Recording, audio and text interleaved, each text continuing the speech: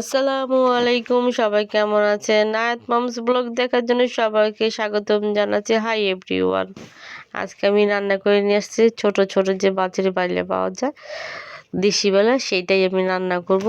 তো রেসিপিটা পুরোপুরি দিব না, কেটে সেটে রান্না দিব, কারণ এর আগে হয়তো এই মাছের রেসিপি চলে গেছে।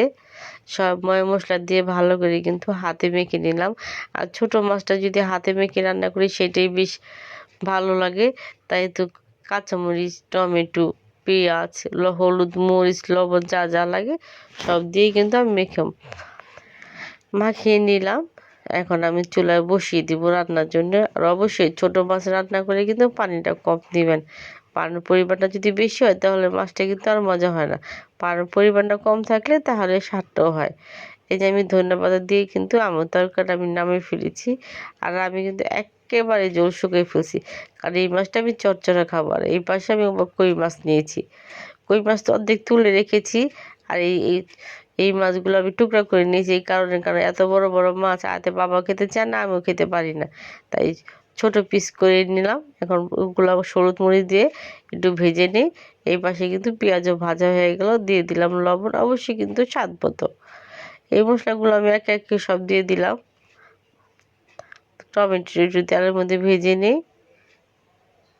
আমার কিন্তু মশলা কষানো শেষ, মাছও প্রায় হয়ে গেছে, তাই ধনিয়া পাতা আমি ছিটিয়ে দিলাম।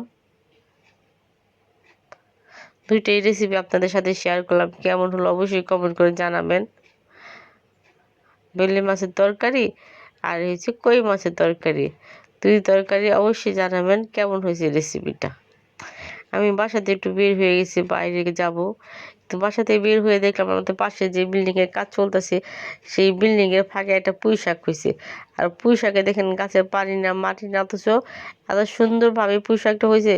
আর ভিডিও না করে পারলাম না, যে এটা হওয়ার সেটা হবে, যেটা সৃষ্টিকর্তা মানে তৈরি করছে হওয়ার জন্য সেটা হবেই হবে। এই হয়েছে আমার বান্ধবী একটু বের হলাম, একটু মার্কেটের সাইডে যাবো এই চিন্তা ভাবনা করে। তো সে আগে যাচ্ছে, আমি তার পিছে পিছে যাচ্ছি। এই যে দুজনে কথা বলতেছিলাম, কথা বলতে বলতেই যাচ্ছি। ওই নাকি প্রত্যেক বছর শীত আসলেই বলে এই বছর আমি বাঁচবো না, এই বছর বাঁচবো না। তো এই যে আমরা যখন বেরিয়েছি এত শীত পড়ছে বলার মতো না। তাই ওরা জিজ্ঞাসা করি, তুই তো প্রত্যেক বছরে খালি বলে মরিয়ে যাস, এইবার যে এত শীত পড়ছে তুই কি মরস নাই? সে আমার বলো, সে নাকি 4 দিন ধরে গোসল করে না। আমি তো হাসতে হাসতে শেষ, তুমি 4 দিন ধরে গোসল করো না? কয়েকদিন কম বলছি, আজকে যদি না করি তাহলে 5 দিন হইব। আল্লাহ বোঝেন কি অবস্থা। আমি কিন্তু হাঁটতে হাঁটতে অনেকখানি জায়গায় চলে আসছি, কারণ রিক্সার জন্য খুঁজতেছি, আর রিক্সা পাচ্ছি না, কারণ বের হয়ে যাওয়ার সময়। সবাইকে অনেক